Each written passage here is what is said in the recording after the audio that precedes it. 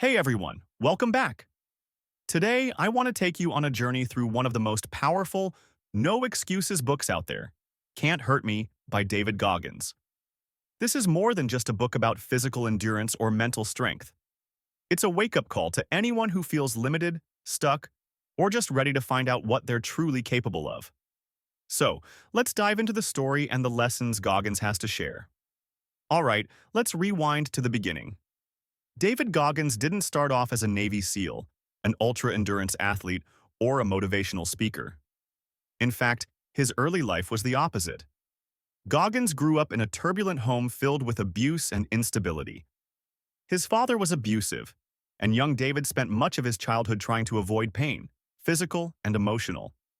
He was bullied at school, struggled with self-worth, and developed a deep sense of insecurity and fear. Later, he faced even more obstacles: racism, poverty, and what felt like the never-ending echoes of past trauma. By the time he was a young adult, he was nearly 300 pounds and working a dead-end job, feeling completely trapped in a life he didn't want, but didn't know how to change. But here's where the story starts to shift. One day, he caught a glimpse of a documentary about Navy SEALs, one of the most elite and grueling military forces in the world. He was struck by their strength, grit, and determination. Something inside him sparked, a voice that said, "What if that could be you?" At first, it seemed like a crazy idea. How could he go from where he was to becoming a SEAL? But that thought wouldn't leave him alone. And that's when he made a decision that would change everything. He was going to go after that dream, no matter how far-fetched it seemed. To even apply for SEAL training, he needed to lose over 100 pounds in just a few months. So he put himself on an intense, almost unimaginable training regimen. This was the beginning of what Goggins would later call callousing the mind. Think about it like this.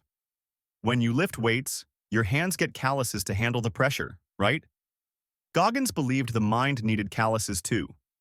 The only way to build resilience, he thought, was to put himself through tough situations over and over again.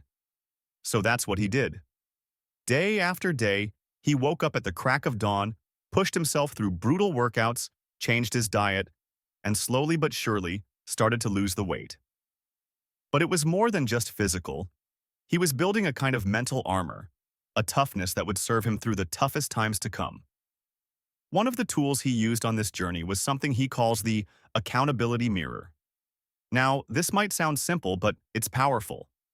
Goggins would write down all his weaknesses, goals, and things he needed to improve on sticky notes and put them up on his mirror. Every single day he'd face those notes, like having a raw, honest conversation with himself about where he was and where he wanted to be. And let's be real, it wasn't pretty. But that was the point. He wasn't trying to sugarcoat his situation. He was being brutally honest. The accountability mirror was his way of saying, "This is where you are. Now, what are you going to do about it?" The journey to becoming a SEAL was anything but easy. Goggins failed twice. Most people would have quit after the first or second setback, but he just kept coming back, driven by this idea that he hadn't reached his full potential yet. That brings us to one of the most powerful concepts in the book, the 40% rule. Goggins believes that when you think you're at your limit, you're really only at 40% of what you're truly capable of. Think about that. When you're exhausted, frustrated, or ready to quit, whether that's in a workout, a project, or just life in general, you've still got more than half of your potential left. This isn't just theory for Goggins, it's how he lived. When things got tough, he reminded himself that he was only at 40%, and that helped him push through some of the hardest challenges he'd ever face. And then there's what he calls taking souls. Now, this is probably one of the more intense ideas in the book, but it's incredibly powerful.